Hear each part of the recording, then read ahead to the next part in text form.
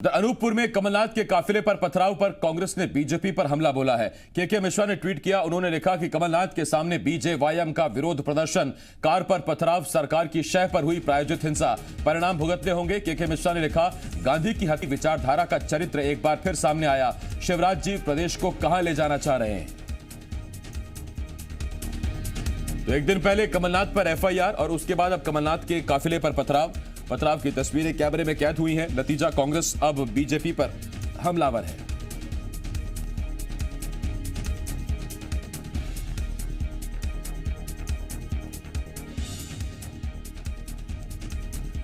अनूपपुर में कमलनाथ के काफिले को काले झंडे दिखाने और पथराव करने के मामले पर भारतीय जनता युवा मोर्चा का बयान सामने आया है। बीजेवाईएम के प्रदेश अध्यक्ष अभिलाष पांडे का कहना है, कांग्रेस कार्यकर्ताओं ने युवा मोर्चा के कार्यकर्ताओं पर हमला किया। अभिलाष पांडे के मुताबिक झूठ बोले कौवा काटे अभियान के तहत युवा मोर्चा कार्यकर्ता जगह जगह कमलनाथ और दिग्विजय सिंह का विरोध कर रहे हैं। अनूपपुर में भी युवा मोर्चा कार्यकर्ताओं ने कमलनाथ का विरोध किया। वहीं बीजेपी ने भी बयान जारी कर कहा कि इस घटना से बीजेपी का कोई लेना देना नहीं है। पुलिस को इस पूरे मामले की गंभीरता से जांच करनी चाहिए।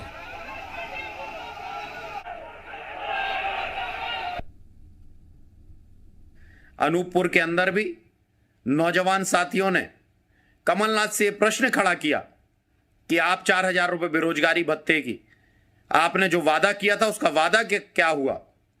लेकिन बहुत ही दुर्भाग्यपूर्ण, कांग्रेसियों ने उन युवाओं के ऊपर हमला करने का प्रयास किया।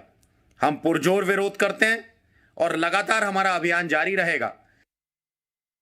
भारतीय जनता पार्टी के संस्कारों में ना हिंसा थी, ना हिंसा है, ना हिंसा रहेगी। लेकिन कांग्रेस ने पिछले 4-5 महीनों में जिस प्रकार का उदाहरण प्रस्तुत किया है वो आपत्तिजनक है, शर्मनाक है। प्रमोद शर्मा, जी मीडिया संवाददाता भोपाल से इस वक्त इस बड़ी खबर पर हमारे साथ जुड़ रहे हैं।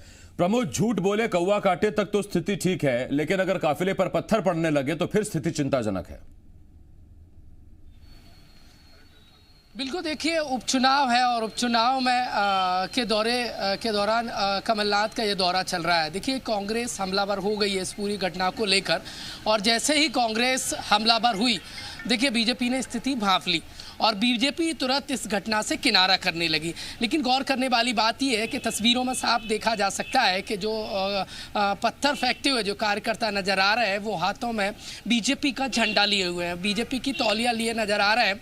और जब इस वीडियो को लेकर, इस घटना को लेकर कांग्रेस मैदान में उतरी और भाजपा को घेरा, इस घटना को लेकर प्रशासन पर हमला बोला, तो तुरंत स्थिति को बीजेपी भांप गई और बीजेपी इस पूरी घटना से किनारा करती नजर आई। देखिए बीजेपी के 2 नेता बयान जारी कर रहे हैं। अभिलाष पांडे का बयान देखिए, दूसरी तरफ आप रजनीश जो प्रवक्ता है, रजनीश अग्रवाल, उनका बयान देखिए। तो बीजेपी इस पूरी स्थिति को भांप गई है और साफ तौर पर बीजेपी ने यह जान लिया था कि इस घटना से किनारा करना ही ठीक होगा। यही वजह है कि साफ तौर पर बीजेपी कह रही है कि बीजेपी के चाल चरित्र में ये सब नहीं है पत्थर फेंकना।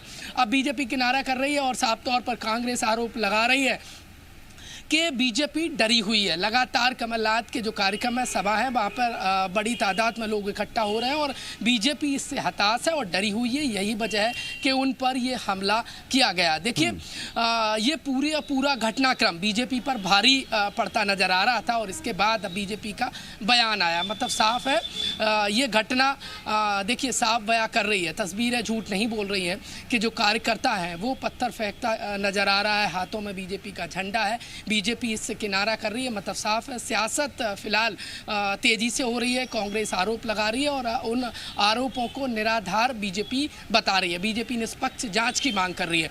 देखिए कांग्रेस की तरफ से आरोप लगे हैं कि जब इस तरीके से लोग वहां पर ये घटना हो सकती थी, क्या इंटेलिजेंस को इसकी जानकारी नहीं लगी? प्रशासन कहां बना रहा? एक पूर्व मुख्यमंत्री पर काफिले पर पत्थर फेंका जाता है। बीजेपी कार्यकर्ता होने का कांग्रेस आरोप लगा रही है। और देखिए सियासत जोरों पर हो रही है, प्रशासन की कार्यप्रणाली पर कांग्रेस उंगली उठा रही है।